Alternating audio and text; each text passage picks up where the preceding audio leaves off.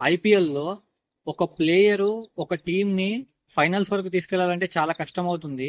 ఎందుకంటే అక్కడ అంత హెవీ కాంపిటీషన్ ఉంటుంది. అసొంటిది శ్రేయస్ అయ్యర్ 3 డిఫరెంట్ టీంలని ఐపీఎల్ ఫైనల్స్ కి తీసుకెళ్ళిండు. ఒకటి 2020లో ఢిల్లీ క్యాపిటల్స్ కి కెప్టెన్ గా ఉన్న శ్రేయస్ అయ్యర్ ఐపీఎల్ లో ఫైనల్స్ కి తీసుకెళ్లాడు ఢిల్లీ క్యాపిటల్స్ ని.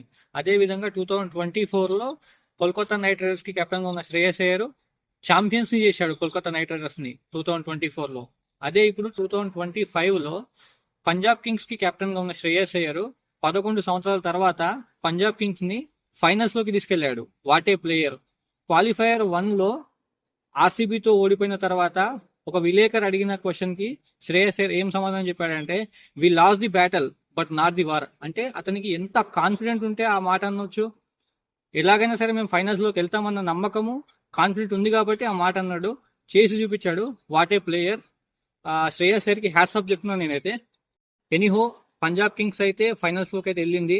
ఇప్పుడు ఈ ఆర్సీబీతో జూన్ 3న జరిగే మ్యాచ్ లో ఎవరు గెలుస్తారని చూడాలి. ఎందుకంటే రెండు టీంలు కొత్త టీంలు ఇంతవరకు టైటిల్ అయితే గెలవలేరు.